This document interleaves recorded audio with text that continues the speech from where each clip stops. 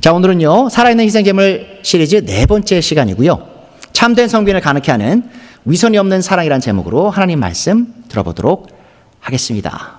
자, 지난주에 우리는 하나님께 이 희생 제물로서 드려진 삶이 우리 자신을 하나님과 교회 앞에서 겸손히 낮추는 삶이라고 배웠습니다. 자, 하나님께 드려진 삶 뭐라고요? 먼저 나를 낮추는 거죠. 누구 앞에서? 하나님과 교회 앞에서 말이죠. 자, 그리고 우리는 하나님께서 우리 각 개인에게 주신 다양한 종류의 영적 은사에 만족하면서 우리의 능력 안에서 최선을 다해 이 그리스도의 몸인 교회를 세워나가야 한다는 진리를 배웠습니다. 자, 바울 사도는 오늘의 본문에서 우리에게 주어진 다양한 영적 은사들에 대한 얘기를 끝내자마자 이 영적 은사를 사용하는 우리가 가져야 할 아주 중요한 동기에 대해서 곧바로 다룹니다. 로마서 12장 6절부터 쭉 보시면 다양한 은사가 나와요. 예언도 나오고 섬기는 일, 가르치는 사람, 권면하는 사람, 나눠주는 사람, 지도하는 사람, 또 자선을 베푸는 사람. 자, 이러한 모든 은사를 기쁜 마음으로 최선을 다해 교회를 섬기는 데 사용해야 된다라고 얘기를 하고요. 자, 그 말이 끝나자마자 9절에서 바울 사도가 아주 중요한 명령을 줍니다. 자, 뭐죠? 사랑에는 거짓이 없어야 합니다. 혹은 사랑에는 위선이 없어야 합니다라고 말씀하고 계세요. 자, 무슨 말이냐? 우리가 겸손히 우리의 은사로 교회를 섬겨 나갈 때 우리의 마음의 중심에 그 동기가 뭐가 돼야 된다는 거예요? 나를 드러내기 위한, 나를 자랑하기 위한 그런 섬김이 돼야 된다는 건가요? 아니죠.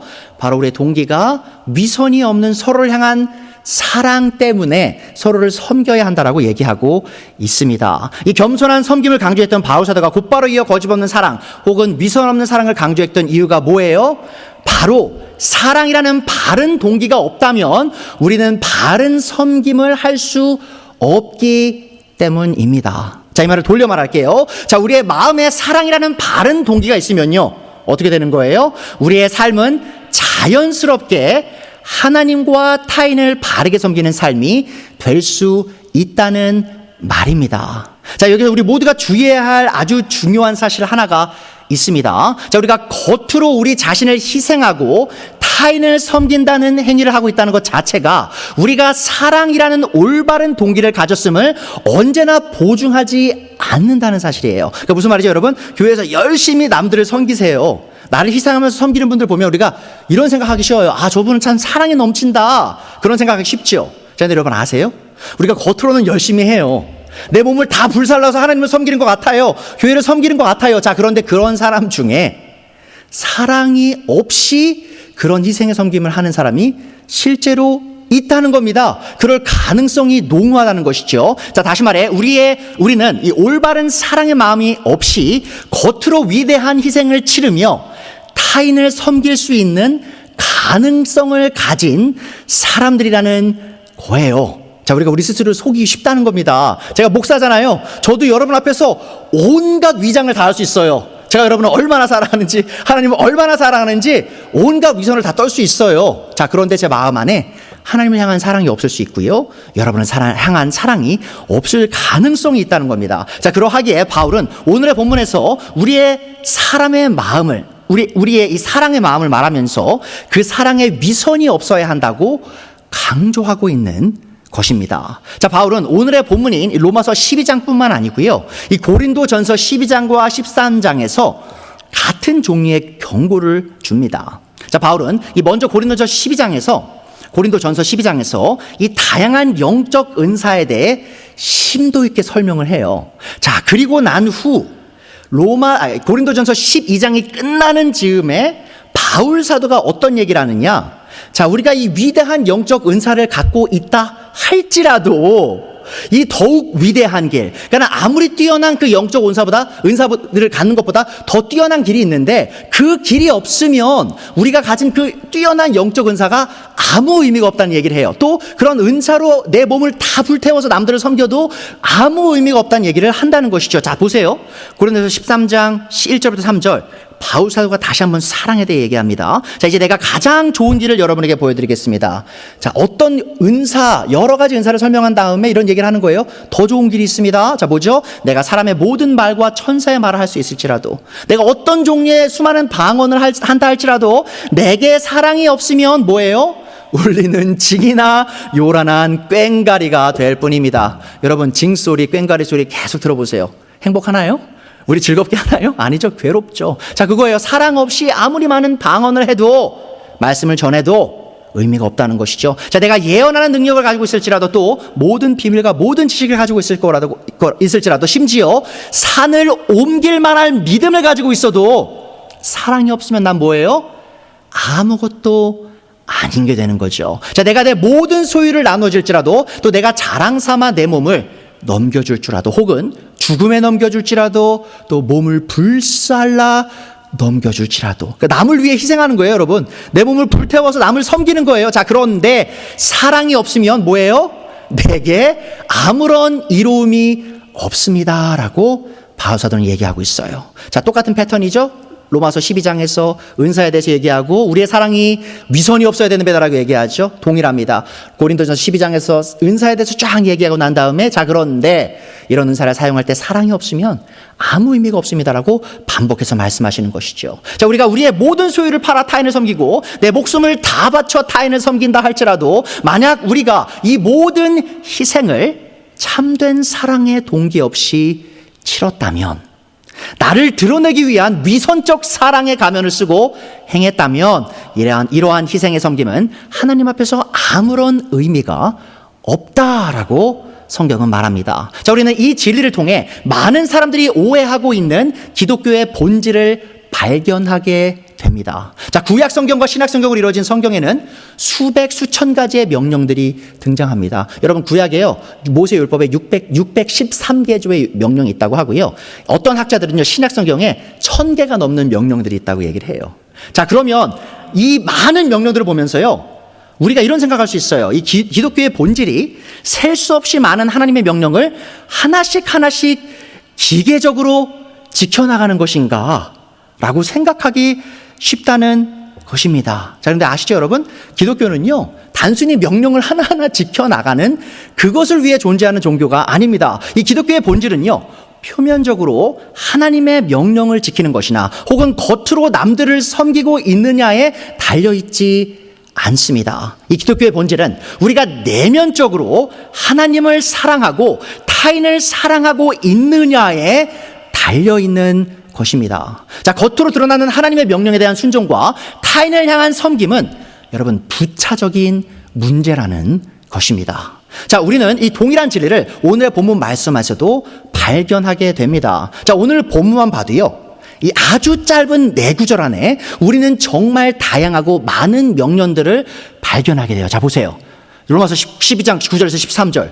지금 몇 가지의 명령이 나와요? 이 4구절에 13가지의 명령이 나와요. 한번 읽어볼게요. 사랑에는 거짓이 없어야 됩니다. 악한 것을 미워하고 선한 것을 굳게 붙잡아야 합니다. 형제의 사랑으로 서로를 다정하게 섬겨야 되고요. 존경하기를 서로 먼저 해야 합니다. 열심을 내어 부지런해야 되고요. 성령으로 뜨거운 마음을 가져야 되고요. 주님을 섬겨야 되고요. 또 소망을 품고 즐거워야 되고, 환난을 당할 때 참아야 되고, 기도를 꾸준히 하고요. 또 성도들을 쓸 것을 공급하고요. 또 더 나아가 손님 대접하기를 힘써야 돼요. 자, 우리는요, 이런 오늘의 본문에 나오는 다양한 명령들을 바라보면서 이 기독교의 본질이 이 명령들을 하나씩 기계적으로 지켜나가는 것이 아님을 발견할 필요가 있습니다. 자, 물론 우리는 이러한 명령들을요, 하나씩 지켜가기 위해 노력해 나가야 되는 건 맞는 말이에요. 자, 그러나 우리가 이 명령들에 순종하는 것은 순종 자체를 위한 것이 아님을 우리는 분명히 알아야 합니다. 자, 우리가 이 성경의 명령들에 순종하기 위해 노력하는 근본적인 동기는 무엇이 되어야 된다고요? 그것은 바로 사랑 때문이어야 하는 것입니다. 자, 그래서 저는 오늘 이 본문에 나오는 이 13가지의 명령을 바르게 지키기 위해 우리가 이 첫 번째 명령인 사랑에는 거짓 혹은 위선이 없어야 한다라는 이 바울 사도의 명령에 가장 먼저 집중하고 이것을 이해하고 실행해야 된다고 생각합니다. 자, 다시 말해서요, 우리 마음에 위선 없는 참된 사랑이 먼저 있다면 우리는 다른 어려운 명령들도 바르게 지켜나갈 수 있는 힘과 동기를 얻게 될 것이란 겁니다. 자, 그래서 오늘의 말씀의 대지예요. 위선 없는 사랑이 참된 섬김을 가능하게 합니다. 반대로 뭐예요?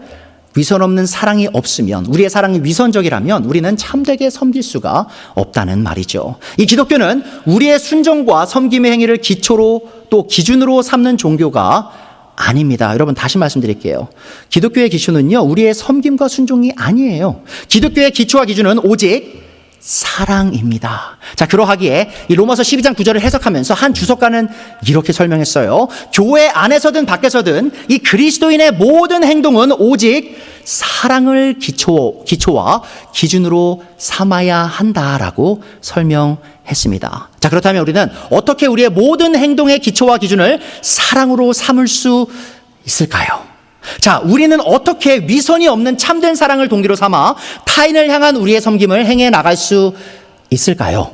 자, 우리는 먼저 우리 스스로의 힘과 의지로는 이를 감당할 수 없음을 인식하고 인정해야 합니다. 자, 우리가 타인을 향한 우리의 섬김을 위선이 없는 참된 사랑을 기반으로 행해 나가기 위해 우리는 이 자연적인 인간의 사랑이 아닌 초자연적인 하나님의 사랑으로부터 시작해야 합니다. 자, 여러분 첫 번째 요지예요. 자, 우리는 우리를 향한 하나님의 참된 사랑으로 인해 하나님을 참되게 사랑해야 합니다. 자, 우리가 타인을 향한 우리의 위선이 없는 이 사랑의 섬김에 대해 다루면서 하나님의 사랑에서부터 시작해야 되는 이유는 무엇일까요?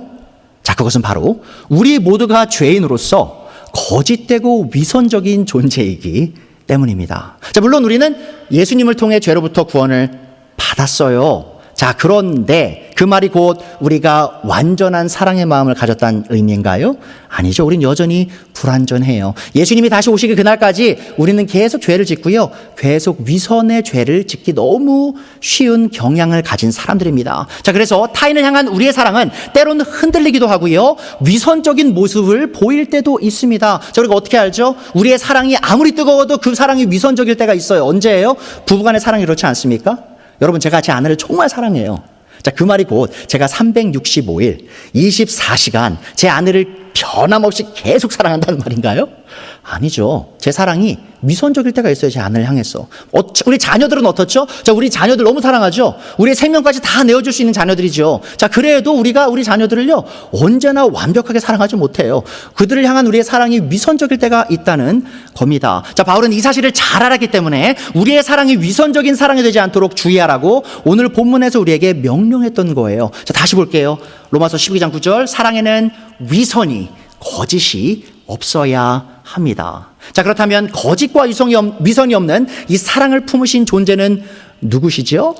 자, 바울은요, 로마서 3장 4절에서 사람은 다 거짓말쟁이지만 하나님은 참되십니다라고 고백해요. 야, 이 거짓과 이 위선이 없는 이 참된 사랑을 하실 수 있는 유일한 존재는 바로 우리의 하나님이십니다. 자, 그러하기에 우리는 이 위선 없는 참된 사랑을 하기 위해 언제나 참된 사랑을 베푸시는 하나님께 먼저 달려가야 하는 것입니다. 자, 바울은 이 로마서에서 이미 하나님께서 우리에게 어떤 사랑을 베푸셨는지 자세히 설명했었어요. 자, 로마서 5장 많이 봤기 때문에 보지 않습니다. 자, 여기서 뭐가 나오죠? 하나님께서 우리가 아직 연약할 때에, 우리가 아직 죄인이었을 때요, 심지어 우리가 아직 하나님의 원수, 대적이었을 때에 우리를 사랑하셨다라고 바울은 고백해요. 자, 또한 로마서 8장 후반부에 따르면요, 우리를 향한 하나님의 완전하신 사랑은 이 질적인 면에서 완전한 사랑일 뿐만 아니라 또한 양적인 면에서도 영원한 사랑이라고 말합니다. 이제 바울은 로마서 8장 후반부에서 이 땅과 하늘에 있는 그 어떤 존재도 우리를 하나님의 사랑에서 영원히 끊을 수 없다라고 확언해요. 여러분, 이거 엄청 놀라운 고백이에요. 사실 우리가 죄 지을고 넘어질 때 있잖아요. 우리가 위선적으로 변할 그때에도 하나님의 사랑이 우리로부터 떨어져 나가지 않는다라고 고백하고 있는 거예요. 자, 하나님께서 대체 어떻게 이렇게 사랑받을 가치가 없는 우리 죄인들을 이런 놀라운 사랑으로 사랑하실 수 있었을까요? 자, 하나님께서는 대체 어떻게 구원받고 난 후에도 세울 수 없이 많이 넘어지는, 또 실망만 안겨드리는 우리를 영원히 사랑하실 수 있을까요? 자, 그것은 바로 하나님의 본성 때문입니다. 자, 하나님께서 사랑스럽지 않은 우리를 사랑하시는 근본적인 이유는 하나님의 본성이 사랑이시기 때문이에요. 자, 요한일서 4장 8절에 나오죠. 사랑하지 않는 사람은 하나님을 알지 못합니다. 왜요? 하나님은 사랑이시기 때문입니다. 자, 16절 또 나오죠. 우리는 하나님이 우리에게 베푸신 사랑을 알았고 또 믿었습니다. 하나님은 사랑이십니다. 사랑 안에 있는 사람은 하나님 안에 있고 하나님도 그 사람 안에 계십니다. 자, 그렇다면 거짓과 위선이 없는 이 사랑의 본체이신 하나님께서 우리에게 보이신 사랑은 정확히 어떻게 증명되었습니까? 자, 로마서 5장 저희가 봤었죠? 우리를 향한 하나님의 사랑은 어떻게 실증됐어요? 바로 우리가 아직 죄인이었을 때에 그리스도께서 우리를 위해 돌아가셔서, 우리의 죄를 위해 돌아가셔서 실증하셨고요. 또한 요한일서 4장 9절 10절에 또 나오죠. 하나님의 사랑이 우리에게 이렇게 드러났으니, 자, 어떻게 드러났죠? 곧 하나님이 자기 외아들을 세상에 보내주셔서 우리로 하여금 그로 말미암아 살게 해주신 것입니다. 자, 사랑은 이 사실에 있으니 곧 우리가 하나님을 사랑한 것이 아니라, 자, 보세요. 우리가 먼저 하나님 사랑한 거 아니에요. 많은 분들이 착각해요. 내가 하나님 열심히 섬기고 하나님 열심히 사랑하면 하나님이 나 사랑해 주실 거야, 이렇게 착각하세요. 아니에요, 여러분. 먼저 우리가 하나님의 사랑을 경험하려면 뭘 인정해야 돼요? 우리가 하나님을 우리 힘으로 사랑할 수 없는 걸 인정하는 거예요. 자, 그리고 우리가 하나님을 사랑하지 않았을 때 하나님이 우리를 먼저 사랑하셨다는 사실을 인정하는 것이죠. 자, 그래서 그분이 자기 아들을 보내셔서 우리의 죄를 위하여 화목제물이 되게 하셨다는 사실을 인정할 때 우리는 하나님의 사랑을 경험할 수 있게 되는 것입니다. 지금 여러분, 우리가 지금 로마서 12장 13절을 통해서 하나님께 우리 자신을 살아있는 희생물로 드려야 된다는 시리즈를 듣고 있죠. 자, 그런데 우리가 이 시리즈를 들으면서요, 계속해서 잊지 말아야 될 아주 중요한 사실이 있습니다. 뭐죠? 우리가 하나님께 우리 스스로를 먼저 희생제물로 드리기 전에 자기 스스로를 희생제물로 드린 분이 있다는 거예요.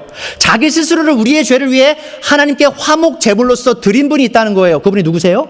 바로 그리스도 예수님이란 사실입니다. 이 하나님의 아들이신 예수님의 십자가의 죽음은 우리를 향한 하나님의 사랑을 만천하에 증명하는 행위였고, 자, 우리는 그 사실을 잊지 말고 우리 자신을 하나님께 생명을 드리기 위해, 하나님께 살아있는 생물을 드리기 위해 노력해 나가야 한다는 것이지요. 자, 그렇다면 우리는 우리를 향한 하나님의 이 놀라운 사랑에 어떻게 반응해야 할까요? 하나님께 참된 사랑을 받은 우리는 하나님을 참되게 사랑해야 합니다. 자, 그것이 바로 요한 사도가 하는 말이에요. 4장 19절 보세요. 자, 우리가 사랑하는 것은, 혹은 우리가 하나님을 사랑하는 것은 하나님이 우리를 먼저 사랑하셨기 때문입니다. 여러분, 순서가 굉장히 중요해요. 많은 종교놀이를 하시는 분들, 내가 열심히 해서 하나님께 나아가고자 하시는 분들 어떻게 하죠? 하나님이 나를 사랑하지 않으시니까 내가 하나님을 열심히 섬기고 사랑해서 하나님이 나를 사랑하게 만들어야지 생각하세요. 자, 잘못된 거죠? 순서가 어떻게 되는 거예요? 나는 먼저 하나님을 사랑할 수 없어요. 자, 그런데 하나님이 나를 사랑하셨대요. 그래서 그 사랑을 받는 거예요. 그 사랑을 느끼는 거예요. 자, 그리고 나서 어떻게 해야 되는 거예요? 그 사랑을 받았기에 이제 우리가 하나님을 사랑할 수 있게 되는 것입니다. 자, 하나님께서 자신의 모든 것과 같은 자신이 사랑하시는 이 아들 예수님의 생명을 내어주시기까지 우리를 사랑하신 이유는 우리가 우리의 모든 것을 바쳐 하나님을 사랑하기 원하셨기 때문입니다. 여러분, 결혼하실 때 아내분이, 남편분이 어떻게 해주기를 바랬었어요? 여러분, 마음 어떠셨어요? 서약하실 때, 사랑 서약하실 때, 결혼 서약하실 때 정말 내 목숨 다 바쳐 이 사람 사랑할 겁니다라고 생각하셨죠. 자, 그 고백하실 때 어떤 마음으로 고백하셨냐고요. 내 아내는, 내 남편은 내가 이만큼 이들을 사랑해도 그정 반 정도만 사랑해 줬으면 좋겠어라고 생각하셨어요? 내 아내 시간에 반만 투자해서 날 사랑했으면 좋겠어. 내 남편의 돈에 반만 투자해서 날 사랑하면 좋겠어라고 생각하면서 그런 서약하셨어요? 아니죠. 내가 사랑에 서약할 때 어떤 의미로 한 거예요? 내가 내 자신을 다 당신에게 주니 당신도 당신의 전부를 나에게 줘라고 사랑에 서약하신 거잖아요. 자, 바로 하나님께서 그 고백을 하시는 겁니다. 내가 너희를 이렇게 사랑했다. 내 모든 것을 다 바쳐서 사랑했다. 자, 그리고 이제 나는 너희가 너희 모든 것을 다 바쳐 나를 사랑하길 기대한다라고 말씀하신 것입니다. 자, 그리고 이 진리는 우리가 이미 자세히 배운 로마서 12장 1절에도 분명히 드러나 있어요. 자, 로마서 12장 1절 다시 볼게요. 형제자매 여러분, 그러므로 나는 하나님의 자비하심을 힘입어 여러분에게 권합니다. 자, 여기서 바울이 하나님이 당신들에게 많은 자비들을 줬으니까 내가 이 말을 한다라고 얘기하는 거잖아요. 자, 근데 지금 바울이 말하는 우리에게 주신 하나님의 자비는 뭐예요? 그것은 바로 하나님께서 자신의 전부인 아들을 내어주신 그 하나님의 사랑을 힘입어 말하는 겁니다. 하나님의 자비는 예수님을 통해 우리에게 증명된 하나님의 사랑을 의미하는 거예요. 자, 그래서 그 사랑으로 인해 권하죠. 뭘 권해요?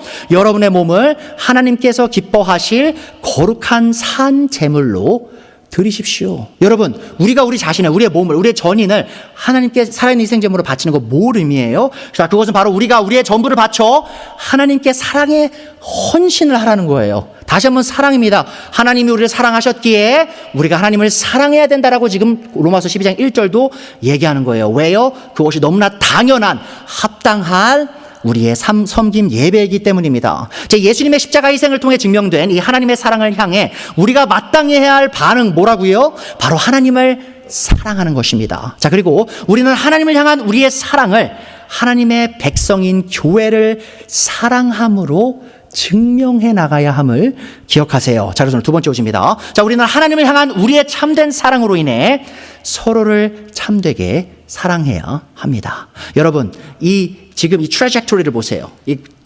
지금 어떻게 되고 있죠? 우리가 하나님과 우리의 사랑이죠. 하늘로부터 내려온 사랑으로 인해 우리가 하나님을 다시 사랑해 나가야 돼요. 자, 그런데 하나님을 향한 우리의 사랑이 어떻게 표현되어야 된다는 거죠? horizontal. 자, 평행적인 사랑으로, 이웃을 향한 사랑으로 증명되어야 된다는 겁니다. 자, 지난주에 자세히 살펴봤듯이요, 바울은 우리가 하나님께 드려진 이 살아있는 희생제물로서 가장 먼저 해야 하는 일이 우리 자신을 겸손히 낮추어 그리스도의 몸인 교회를 섬기는 것이라고 말했습니다. 자, 그래서 로마서 12장 1절 2절은요 뭐죠? 바로 하나님을 향한 우리의 사랑의 헌신을 얘기하는 거예요. 자, 그런데 그 헌신이 대한 얘기가 끝나자마자 바울이 뭔 얘기를 시작하죠? 바로 우리가 우리 자신을 다 바쳐 교회를 향한 사랑의 헌신을 해야 된다라고 말하고 있다는 거예요. 자, 바울은 이 로마서 12장 1절 2절에서 우리의 삶이 하나님께 드려진 거룩하고 살아있는 희생물이 되어야 한다는 말이 끝나자마자 그 뒷구절부터 우리가 이 하나님의 백성인 교회를 어떻게 섬겨야 되는지 가르치고 있는 거예요. 자, 이 말은 곧 하나님을 향한 우리의 사랑이 반드시 교회 내에 있는 다른 성도들을 향한 사랑으로 증명돼야 된다는 말과 같습니다. 자, 요한 사도는 요한일서 4장에서 같은 진리를 또한 가르치고 있어요. 자, 보세요. 4장 7절 8절입니다. 사랑하는 여러분 혹은 사랑받는 여러분 서로 사랑하십시오. 자, 사랑을 받는 사람 어떻게 해야 돼요? 남을 사랑해야 되는 것이죠. 사랑은 하나님에게서 난 것입니다. 사랑하는 사람은 다 하나님에게서 났고 하나님을 압니다. 자, 사랑하지 않는 사람은 하나님을 알지 못합니다. 하나님은 사랑이시기 때문입니다. 자, 요한에서 4장 19절, 20절, 21절 또 나오죠? 19절부터 21절. 우리가 사랑하는 것은 하나님이 우리를 먼저 사랑하셨기 때문입니다. 자, 그리고 하나님을 향한 사랑이라고 제가 말씀드렸죠. 자, 20절부터 보세요. 누가 하나님을 사랑한다고 말하면서 자기 형제 자매를 미워하면 그는 뭐가 돼요? 거짓말쟁이가 됩니다. 자, 보이지 않는 자기 형제 자매를 사랑하지 않는 사람이 보이지 않는 하나님을 사랑할 수 없습니다. 자, 하나님을 사랑하는 사람은 자기 형제 자매도 사랑해야 합니다라고 말하고 있어요. 자, 바울 사도와 요한 사도가 어떻게 이렇게 같은 목소리로 하나님을 사랑하는 사람이 그들의 형제 자매를 사랑해야 한다라고 가르칠 수 있었을까요? 자, 그것은 바로 이 바울과 요한이 같은 가르침을 예수님으로부터 받았기 때문이에요. 자, 그래서 21절 후반부에 나오죠. 우리는 이 계명을 주님에게서, 그리스도 예수님에게서 받았습니다라고 얘기하고 있어요. 자, 예수님께서는요, 이 구약에 등장하는 613개조의 명령들을 단 두 가지 원리로 간단히 정리해 주셨어요. 자, 한 율법학자가 예수님께 와서 이렇게 묻습니다. 자, 율법 가운데 어느 계명이 가장 중요합니까? 라고 물었을 때 예수님께서 마태복음 22장에서 이렇게 응답하세요. 자, 내 마음을 다하고 내 목숨을 다하고 내 뜻을 다하여 주 너의 하나님을 사랑하여라 하였으니 이것이 가장 중요하고 으뜸 가는 계명이다. 너무나 옳은 말씀이죠. 하나님을 우리의 모든 걸 바쳐 사랑하는 것이다. 자, 그런데 거기서 멈추지 않으세요. 자, 둘째 계명도 이것과 같은데 내 이웃을 내 몸과 같이 사랑하여라 한 것이다. 이 두 계명에 온 율법과 예언서의 본뜻이 달려있다라고 말씀하십니다. 자, 예수님께서는 모든 계명의 핵심이자 신앙생활의 근본이 바로 우리 전부를 바쳐 하나님을 사랑하는 것이라고 말씀하고 계세요. 여러분, 이거 지금 우리가 많이 배웠던 거죠. 뭐죠? 우리가 하나님을 사랑하는 거, 바울이 로마서 12장 1절에서 뭐라 그랬어요? 우리의 전부를 다 바쳐서 우리를 살아있는 희생물로 바치는 거라고 했잖아요. 자, 요한일서 4장은 뭐라고 그랬었죠? 우리가 예수님을 통해 우리를 향해 놀라운 사랑을 보이신 하나님께 우리 전부를 바쳐 사랑으로 응답해야 된다고 또 가르쳤잖아요. 자, 또한 예수님께서는 이 둘째 계명도 이와 같은데라고 말씀하시면서 이 하나님을 사랑하라는 계명과 이웃을 사랑하는 계명이 때려야 뗄 수 없는 관계에 있음을 명확히 보여주십니다. 자, 예수님께서 이 둘째 계명이 첫째 계명과 같다라는 말씀을 하신 뜻은 무엇이냐? 자, 그것은요, 바로 하나님을 향한 우리 사랑이 반드시 우리의 이웃 사랑을 통해 증명되어야 한다는 거예요. 그러니까 많은 분들이 착각하세요. 나 하나님 사랑해요. 나 예수님 사랑해요. 자, 그런데 교회는 싫어해요. 아우, 교회 지긋지긋해요. 이렇게 말씀하시는 분들이 있어요. 이분들 뭔가 지금 많이 착각하고 계시는 거예요. 왜요? 예수님께서 뭐라고 말씀하셨어요? 너희가 너희 전부를 다 바쳐 하나님을 사랑하고 싶니?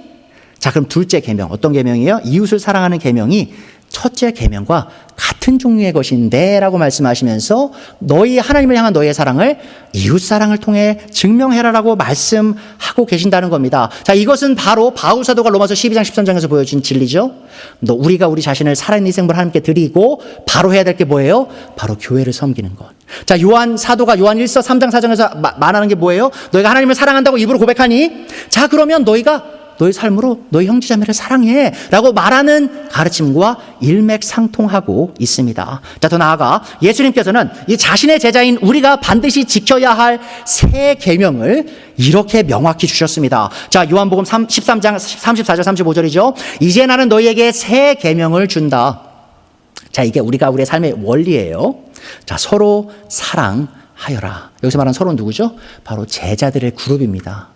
예수님을 믿고 따르는 제자들끼리 서로 사랑하여라. 내가 너희를 사랑한 것 같이 너희도 서로 사랑하여라. 자, 어떤 사랑으로 하라고요? 예수님이 보이신 그 모델을 따라서 그 모습 그대로 서로를 사랑해라고 말씀하셨어요. 왜요? 너희가 서로 사랑하면 모든 사람이 그것으로써 너희가 내 제자인 줄을 알게 될 것이다. 자, 우리가 하나님을 사랑하는 이 예수님의 참된 제자임을 세상에 증명할 수 있는 길은 무엇입니까? 뭐예요? 그것은 바로 우리가 예수님께서 우리를 사랑하신 것과 같은 그 모습으로 서로를 사랑하는 거예요. 자, 예수님께서 우리를 어떻게 사랑하셨죠? 예수님께서는 거짓과 위선이 없는 참된 사랑으로 우리를 사랑하셨습니다. 자, 그 사랑 어떻게 증명됐어요? 바로 자신의 전부를 내어주셔서 그 사랑을 증명하셨죠. 자, 우리는 예수님께서 우리를 사랑하신 그 동일한 모습으로 서로를 사랑해야 하는 것입니다. 자, 우리가 서로를 이러한 참된 사랑으로 사랑할 때 우리는 서로를 입으로만 사랑하지 아니하고 행함으로 사랑하게 될 거예요. 여러분, 여기에 바로 이 위선 없는 사랑이 어떻게 우리의 삶의 순종으로 행위로 드러나는지가 나옵니다. 자, 요한일서 3장 16절부터 18절이죠. 그리스도께서 우리를 위하여 자기 목숨을 버리셨습니다. 자, 하나님의 사랑이죠. 자, 이것으로 우리가 사랑을 알게 되었습니다. 그러므로 우리도 형제 자매를 위하여 어떻게 해야 돼요? 목숨을 버리는 것이 마땅합니다. 당연합니다. 그러니까 여러분, 쉽게 말씀드리면요, 선 긋지 말고 사랑하라는 거예요. 많은 그리스도인들이 선을 긋고 사랑해요. 자, 그것을 뭐라고 부르는지 아십니까? 성경이 위선적인 사랑이라고 합니다. 예수님이 우리 사랑하실 때 선 그으셨나요? 내가 이만큼만 더 사랑할게 라고 말씀하셨나요? 자, 그랬다면 예수님께서 우리의 구원을 이루지 못하셨겠죠. 하지만 선을 긋지 않은 그 위선이 없는 사랑으로 우리를 사랑하신 그 모습, 그 우리 모습으로 우리가 사랑을 받았다면 우리가 어떻게 해야 돼요? 같은 모습으로 선을 긋지 않고 우리의 전부를 바쳐 서로를 사랑하는 것이 마땅한 것입니다. 자, 17절. 자, 그래서 그 모습이 우리의 삶에서 어떻게 드러나야 되는지 정확히 설명을 합니다. 요한이. 누구든지 세상 재물을 가지고 있으면서 자기 형제자매의 궁핍함을 보고도 마음의 문을 닫고 도와주지 않으면 어떻게 하나님의 사랑이 그 사람 속에 머물겠습니까? 자녀되니 여러분, 우리는 말이나 혀로 사랑하지 말고 행함과 진실함으로 사랑합시다. 자, 여러분, 말이나 혀로만 사랑하지 않고요, 행동과 진실함으로 하는 사랑. 자, 그 사랑이 뭐죠? 그것이 곧 위선이 없는 참된 사랑입니다. 자, 저는 오늘 이 말씀이 여러분들에게 부담으로만 다가오는 메시지가 되지 않길 바랍니다. 사실 이게 좀 어려운 명령이에요. 내 목숨을 바치라고요? 내 전부를 다 바쳐서 교회를 사랑하라고요?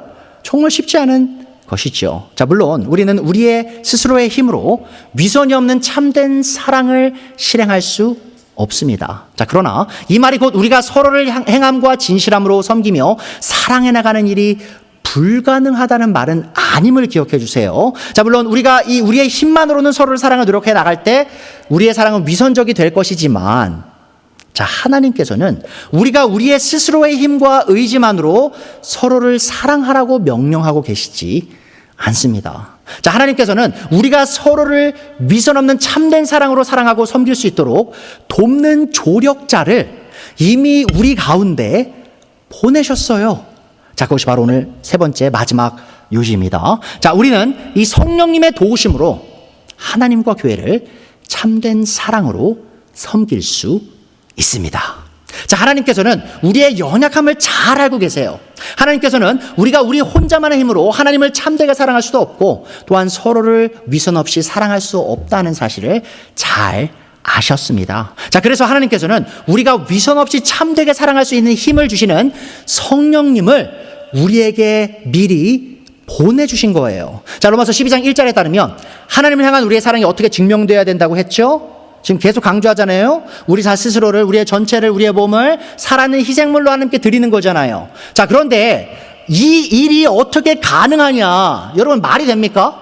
내가 어떻게 내 자신을 살아있는 희생물로 하나님의 제단에 올려요? 나를 죽이란 얘기인데, 나보다 남을 먼저 두란 얘기인데, 나보다 하나님을 먼저 두란 얘기인데, 그걸 어떻게 합니까? 정말 쉽지 않은 일이죠. 자, 그런데 인간의 관점에서 보면 불가능한 일이 하나님의 관점에서 보면 가능한 일이 돼요.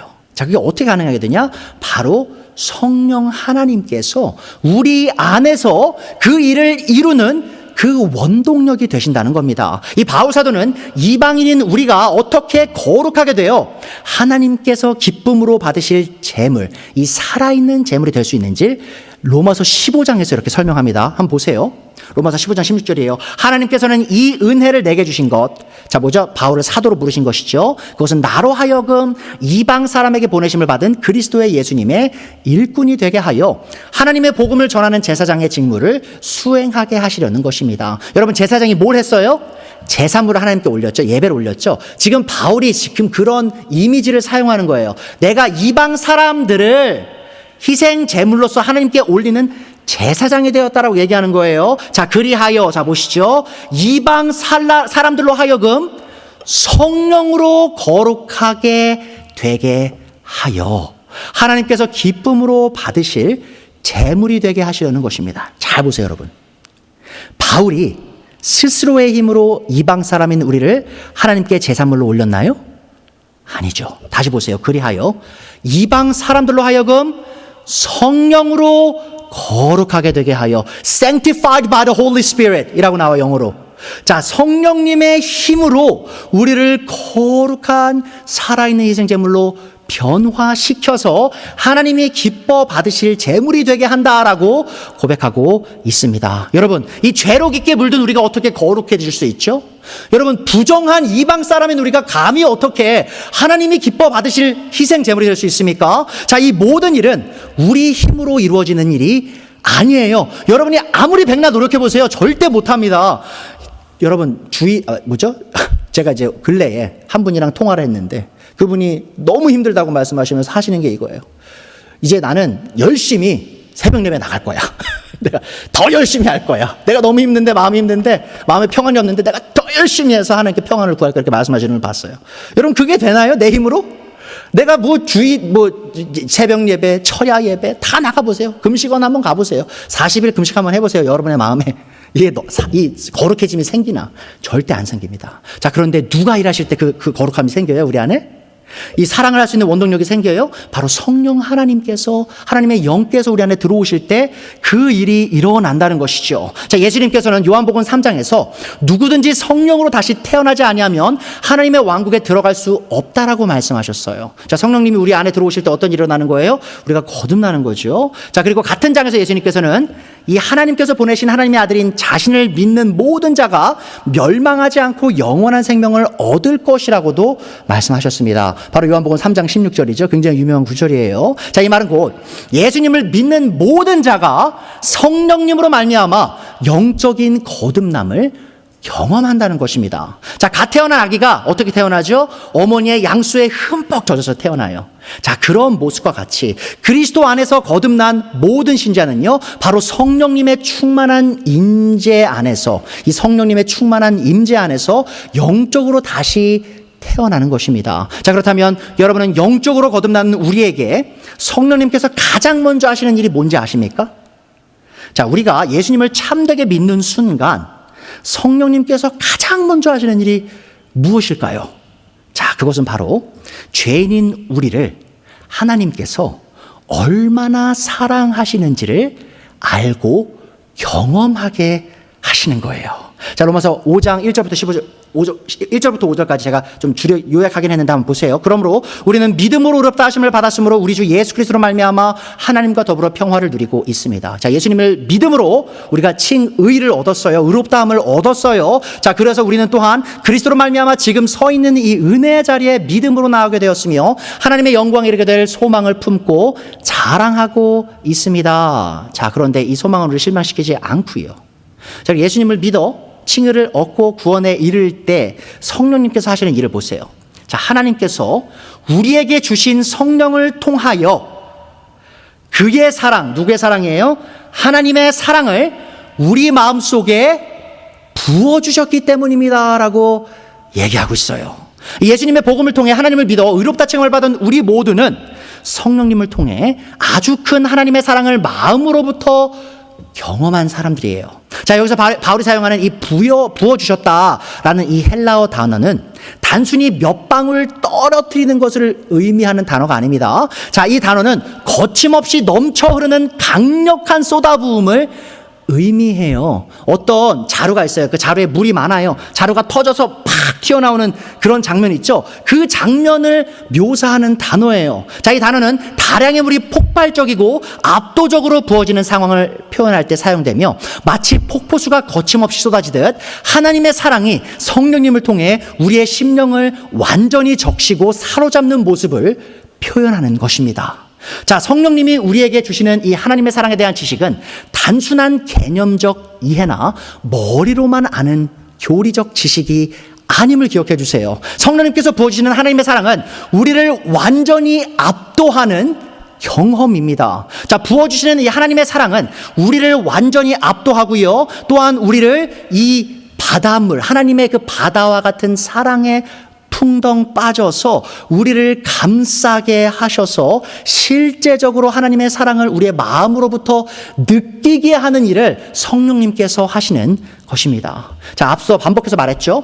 죄인인 우리가 우리의 전부를 바쳐 하나님을 사랑하고 섬기는 일은 인간적으로 불가능한 일입니다. 자, 그러나 우리가 이 성령님의 초자연적인 사역을 통해 우리를 향한 하나님의 이 엄청난 사랑을 경험하게 될 때 우리는 자연스럽게 하나님을 사랑할 수 있게 되는 것입니다. 자, 사실 이런 변화의 과정을 말로 설명하는 게 사실 여러분 불가능한 거예요. 자, 하지만 그 말이 곧 이런 일이 일어나지 않는다는 말은 아닙니다. 여러분, 제가 살아있는 증인이에요. 저 스스로가 이런 걸 경험했습니다. 어떤 걸 경험했냐면 성령님께서 제 안에 일하시면서 여러분, 제 상황이 변했던 게 아니에요. 제가 로또를 맞고 뭐 누가 저한테 무슨 재산을 남겨주고 뭐 제가 좋은 직장에 가고 막 병원 고침을 얻고 이게 아니에요. 제 상황에는 아무 변화도 없었어요. 자, 그런데 제가 성경 말씀을 피고 하나님이 나를 얼마나 사랑한지를 묵상해 나갈 때 성령 하나님께서 제 안에서 일하시면서 제 밖은 고요했어요. 저희 부모님도 몰랐어요. 제 친구들도 몰랐어요. 어떤 일이 제 마음에 일어나고 있는지. 자, 그런데 제 마음 속에서 강하게 일하시는 성령님이 제 마음, 제 존재를 강하게 쥐고 흔드시는 거예요. 뭐로? 예수님을 통해 저를 향해 보이신 증명된 그 하나님의 사랑으로. 제가 그 요동과 그 체험을 통해서 제 자신을 하나님께 드리는 것을 너무나 당연한 것으로 여길 수 있게 됐다는 것입니다. 그리고 여러분, 이 경험은요, 저만을 위한 경험이 아닙니다. 여러분, 이 경험 하신 분도 있었을 거예요. 근데 아직 여러분 마음속에 아직도 나는 이런 경험하지 못했는데요. 자, 그러면 여러분이 믿음이 참되게 있으시다면요, 여러분이 그 믿음으로 하나님 앞에 나아가서 이 말씀을 붙잡고 하나님께 기도드려 보신다면, 하나님, 제가 이 성령님께서 강하게 일하시는 이 폭포수와 같은 하나님의 사랑을 느끼고 경험하기 원합니다라고 기도하신다면, 전 여러분에게 보증합니다. 하나님께서 그 일을 여러분의 마음에서 이루실 겁니다. 하나님께서 제가 그렇게 기도할 때 그 일을 이루셨어요. 그 일을 여러분 안에도 그 믿음을 통해 이루실 수 있습니다. 자, 그러므로 예수님을 믿어 하나님의 사랑을 경험한 우리 모두는 성령님의 도우심으로 하나님을 참되게 사랑할 수 있게 되었고요, 또한 그래야만 하는 것입니다. 자, 그래서 우리는 이제 서로 위선 없이 사랑하고 섬길 수 있게 된 거예요. 바로 성령 하나님을 통해. 자, 요한사도가 동일하게 가르칩니다. 보세요. 요한 1서 4장 11절부터 13절입니다. 사랑하는 여러분, 하나님께서 이렇게까지 우리를 사랑하셨으니 우리도 서로 사랑해야 합니다. 지금까지 하나님을 본 사람은 없습니다. 그러나 우리가 서로를 사랑하면 하나님이 우리 가운데 계시고 또 하나님의 사랑이 우리 가운데서 완성된 것입니다. 여러분, 굉장히 중요한데 여기서 보세요. 하나님의 사랑이 교회 가운데 완성된다고 하잖아요. 이게 수동태입니다. 패시브예요. 자, 무슨 말이에요? 우리 가운데 사랑을 완성하시는 게 우리라는 거예요. 수동태가 의미하는 게 뭐예요? 우리가 주어인데 이 행동이 우리가 이루는 게 아니에요.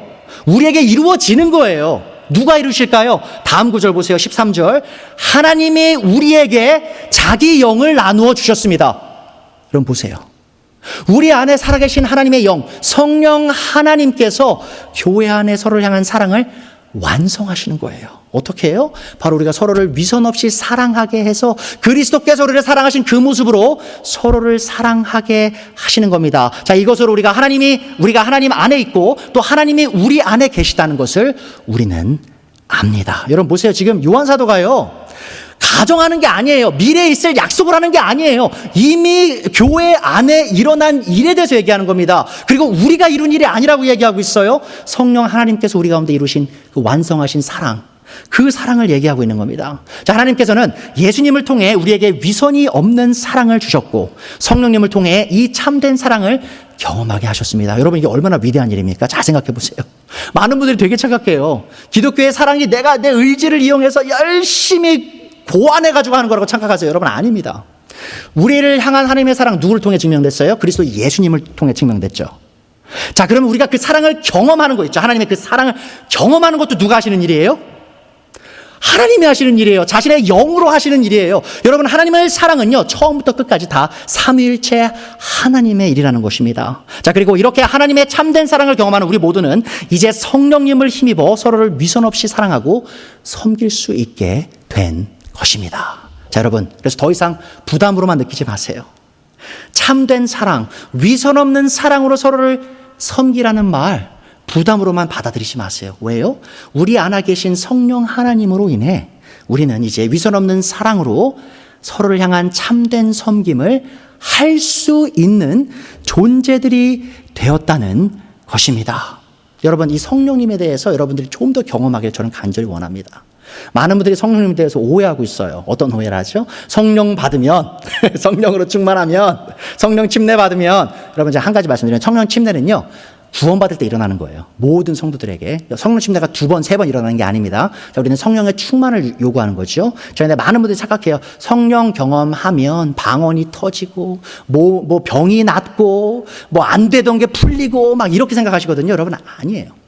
성령을 경험한 사람에게 가장 먼저 일어나는 일이 있어요, 여러분. 가장 먼저 일어나는 일. 뭔지 아십니까? 갈라디아서 5장 보세요. 갈라디아서 5장 22절, 23절이요. 성령의 열매에 대해 얘기합니다. 무슨 말이죠? 성령을 참되게 경험하고 성령님 안에서 걷는 자가 누리는 삶의 양식에 대한 얘기예요. 자, 그런데 이 9가지 특징을 가지고 있고 있어요. 이게 싱귤러입니다. 단수죠. 하나의 열매인데 이 열매가 9가지 맛을 갖고 있는 거예요. 자, 그런데 그 중에 가장 먼저 그 성령의 열매를 입에 대서 앙 물면 가장 먼저 느껴지는 맛이 뭐죠? 바로 사랑이에요. 여러분, 사랑. 저는 여러분들이 이걸 경험하길 간절히 바라요. 저는 제 삶에서 이걸 경험했습니다. 제가 사실 사랑이 많던 사람이 아니에요. 근데 제 안에 넘쳐 흐르는 사랑을 제가 느껴요. 이게 제가 잘났기 때문이 아닙니다. 바로 성령님이 제 안에서 일하심을 제가 경험할 때 사랑하기 힘든 분들을 사랑하게 되는 거예요. 내 원수까지 사랑할 수 있게 되는 거예요. 저에게 힘들게 하고 저에게 아주 악랄한 짓 하는 사람을 아무렇지 않게 쉽게 용서할 수 있게 되는 거예요. 여러분, 저희가 그걸 나중에 볼 겁니다. 로마서 12장 후반부에. 자, 근데 그 일이 어떻게 가능하냐? 바로 성령님께서 내 안에 일하셔서 성령의 열매를 낼 때 그 일이 일어나는 거죠. 자, 근데 보세요. 마지막에. 사랑의 열매는 사랑과 기쁨과 화평과 인내와 친절과 선함과 신실과 온유와 절제입니다. 자, 이런 것들을 막을 법이 없습니다. 여러분, 여기서 뭘 찾으시죠? 바로 자유함이죠. 여러분, 율법은 어떻게 해요? 법은 어떻게 해요? 우리를 올가매죠. 자, 그런데 사랑하면 어떻게 되는지 아십니까, 여러분? 더 이상 그 명령이 중요한 게 아니에요, 여러분. 하나님께서 너희 목숨 바쳐 다 사랑해라, 위선 없이 사랑해라라는 명령 하실 필요도 없어요. 그 율법에 얽매일 필요가 없어요. 하나님이 사랑해라라고 말씀하시기 전에 이미 사랑하고 있는 거예요. 왜요? 내 안에 살아계신 성령님을 내가 경험하면서 그분의 본성, 사랑이신 하나님께서 내 안에서 사랑의 열매를 내시니 너무나 자연스럽게 나를 희생하고 남을 앞에 두는, 나를 낮추고 하나님을 높이는 일이 일어나게 된다는 것입니다. 여러분, 그것이 바로 오늘 바울 사도가 로마서 12장 9절에서 너희 사랑이 위선이 없어야 된다라는 말의 의미임을 기억하세요. 자, 그리고 우리가 그 위선 없는 사랑 우리 마음에 품을 때 어떤 일이 일어나냐? 다음 주에 볼 겁니다. 9절부터 13절까지 좀 지키기 어려운 명령들이 나와요. 자, 근데 그런 명령들이요, 정말 지키기 쉬운 명령이 될 수 있음을 제가 또 보여드리도록 하겠습니다. 기도하겠습니다.